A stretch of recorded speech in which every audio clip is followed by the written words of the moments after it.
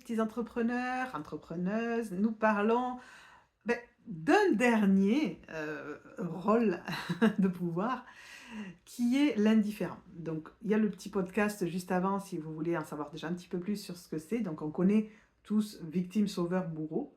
Mais il y en a un quatrième qui est l'indifférent, qui est, on pourrait dire, l'évitant, qui va, par peur des émotions, va éviter les situations. Donc, comment ça, on pourrait le vivre en tant qu'entrepreneur? C'est ça la question. Hmm. Moi, je vois quelque chose que j'ai expérimenté, qui a été qu'à un moment donné, j'avais un groupe de personnes et dedans, il y avait un membre qui vraiment me posait problème. Sauf que j'ai évité le problème en ne m'en occupant pas. Jusqu'à ce que le problème devienne trop gros et que j'ai à m'en occuper.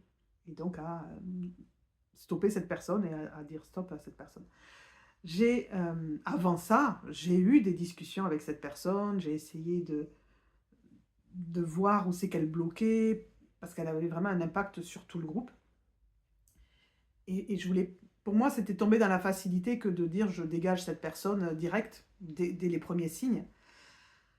Et j'avais envie voilà, mon travail à moi, c'est la guérison des blessures. Et donc, je voyais que dans ses comportements, il y avait ces blessures. Et je le voyais très bien. Sauf que c'était pas un accompagnement en profondeur, c'est un accompagnement qui est plus en autonomie, malgré le fait qu'il y ait un groupe. Et donc, j'avais pas vraiment de possibilité, on n'avait pas d'accompagnement individuel où je pouvais réellement l'aider. Voilà. Et donc, pourquoi je vous raconte ça? Parce que l'évitant pourrait facilement prendre comme client des gens qu'il ne veut pas, juste parce qu'il ne se sent pas capable de le dire. Et de dire à la personne, je suis désolée, je préfère pas travailler avec toi. Vous voyez, ce rôle-là qu'on appelle l'indifférent, mais c'est aussi l'évitant. Enfin, c'est vraiment, je veux dire, il y a plusieurs types là-dedans. Il y a aussi l'insensible. Euh, Parce que ce que je vous dis de prendre quelqu'un qu'on ne veut pas, on pourrait aussi voir le sauveur qui veut le prendre quand même. Là, on va être plus dans le comportement il y a une émotion qui se crée en nous on va pas aimer travailler avec cette personne, mais on la fait taire, cette émotion. Vous voyez, cette insensibilité de ces émotions, on la fait taire. Mais si, on la prend, et puis on a besoin d'argent, donc on va la prendre, et après, vous le regrettez.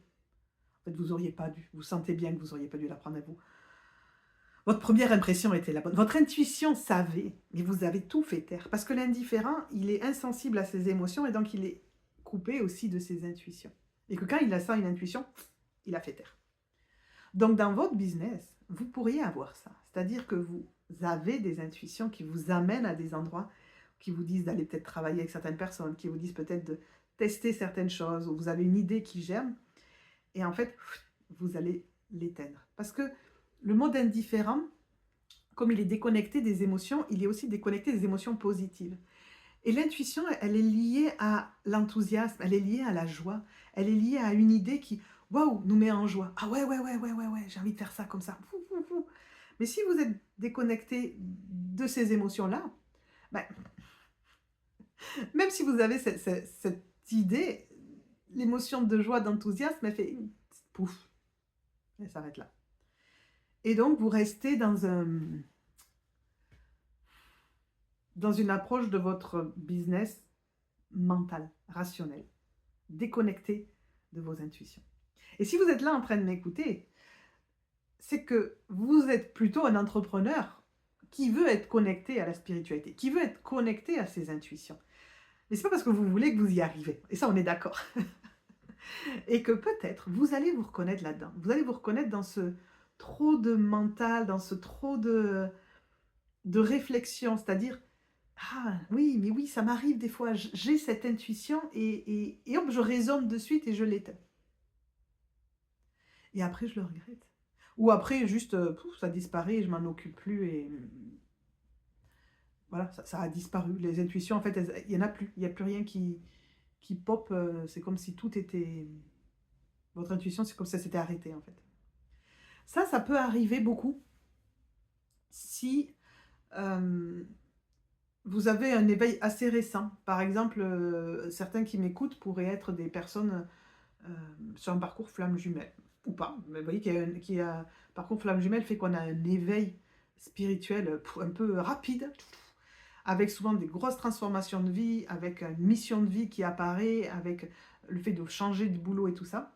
Et donc potentiellement, vous êtes encore à un stade où vous êtes un peu en conflit intérieur entre votre façon peut-être très yang de faire avant, donc très mentalisé, très raisonné, très peut-être même scientifique, et vos nouveaux comportements liés à votre énergie yin qui se développe, avec votre intuition, avec vos ressentis, et vous avez une espèce de conflit comme ça. Et que donc dans votre business, ben, vous avez des intuitions, vous avez des pensées, vous avez des... Il faut faire comme ça pour avoir tel résultat, et tout ça se mélange un peu, ce qui fait qu'on étouffe un petit peu, ou qu'on va éviter des choses, ou qu'on va être ben, dans ce rôle d'indifférent, qui est plutôt qui est en fait un rôle de... Je, je, je reste dans le mental, je tiens tout ce qui est intuition et ressenti un peu à distance. Donc voilà, peut-être que vous pourriez être à cet endroit-là. Et donc, qu'est-ce qui va vous aider? Alors oui, il faut du mental. C'est-à-dire, c'est pas, du mental, c'est pas de l'ego forcément. Il faut de la réflexion. Si vous avez une stratégie à monter, il faut y réfléchir. Si vous devez créer du contenu, mais il y a forcément une étape où il va falloir réfléchir, planifier, ce genre de choses. C'est très yang, ça. Et donc, il va nous falloir du yang.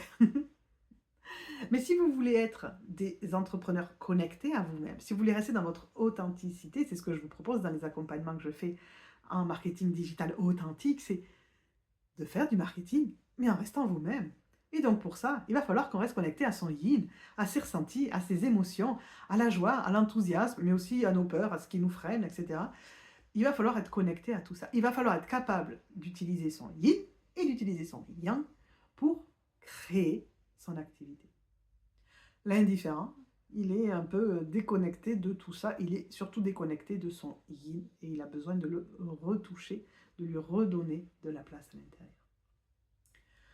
Voilà, n'hésitez pas à me laisser un commentaire si vous avez regardé les 4 dernières vidéos, si vous vous reconnaissez dans certains des rôles, peut-être me partager des expériences que vous avez vécues, ça pourra aider aussi d'autres personnes qui regarderont ces vidéos. En tout cas, un grand merci à vous de votre attention et si vous avez des questions à me poser sur cet accompagnement pour vous aider à être entrepreneur et authentique à la fois, en sortant des vieux schémas de marketing pour créer quelque chose qui vous permettra d'être davantage vous-même, ben, venez me voir, venez me poser des questions par mail ou via Messenger, ça sera avec plaisir. Allez, je vous dis à bientôt. Ciao.